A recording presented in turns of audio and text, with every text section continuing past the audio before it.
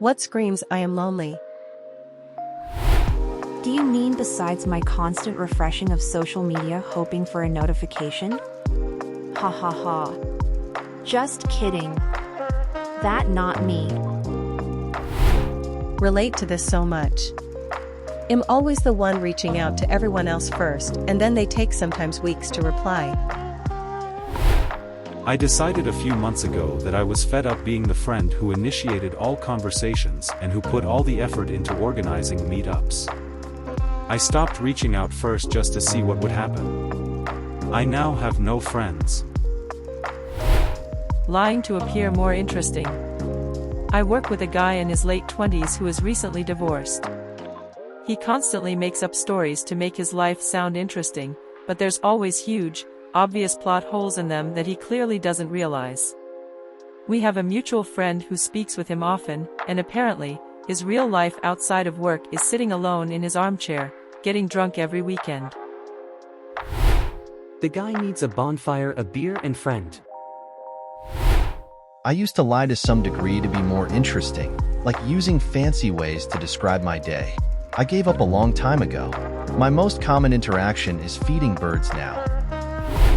I have a coworker like this, as well. Has been talking for years about her boyfriend/husband, she goes back and forth between the two, that no one has ever met or even seen photos of. She hadn't mentioned him for a while, then all of a sudden she claimed to be military spouse so she could a discount on entry into a garden. The partner has also never been mentioned on her social media. She's also made up stories about having a sculpture displayed in either NYC or DC, teaching chemistry, and working toward a doctorate degree among other things. It's sad, really, that she feels the need to make things up to feel important and get attention. I was convinced that my friend made up a whole relationship with this guy. She was a lot younger than him, still in high school, and he was engaged when they started a secretive affair. They went back and forth, according to her, for years. There was never any evidence other than her word that she was anything more than a customer who hung around too much in the shop he worked in. They both had whole committed relationships while this was on, off. As a friend group we quietly decided behind her back that it was BS, but we weren't going to burst her bubble, and that making up being someone's on, off-side piece was beyond sad. Very long story short, they're now married with 3 kids, and we were wrong to be skeptical. They even live in a house that he inherited from a relative, which is the same location she said they used to sneak around to meet up in. Funny old world. People who look forward to work because it's their only means of socialization. Some are so lonely they are forcing others to return to office and stop remote work. Answering Reddit questions at 3 a.m. LOLs. Weirdly, pushing people away. Those are some of the loneliest people I've ever seen. It's sad they don't know how to hold relationships. Yes, there's a vicious cycle where someone is lonely and their social needs aren't being met. Then they get angry at their friends for not meeting their social needs completely and push them away, thus making the whole situation worse. My need to have someone to do with all the fun things that I don't want to do alone. I feel this. Want to play video games but don't want to play alone. Want to go out and do something like a hike maybe or something but don't want to go alone. Perpetual loneliness since I never leave the house unless I'm with someone, but I don't go with anyone very often. My cactus has a name, birthday party, and Instagram account. You see an acquaintance you haven't seen in a long time and immediately begin squeezing as much social interaction as you can out of them before they excuse themselves. Unsolicited posts on social media about how you're strong/independent or a lone wolf or something similar. Everybody, hey, hey, hey you, and you, and you, and you, and you, and you too. Look, just look at how well I am doing. I am fine. Okay bro, cool. Once you spot them, it becomes far more common. They need to settle down, boy. Talking about yourself in conversations without asking about others. Me so cool. Me so cool. Like honestly, do you have any tips for not doing this? I catch myself doing it sometimes when talking with old friends, and I feel bad thinking back on it.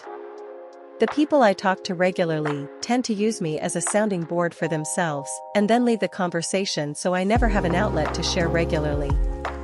So the second someone close asks me about myself, the floodgates open and I catch myself rambling for a while.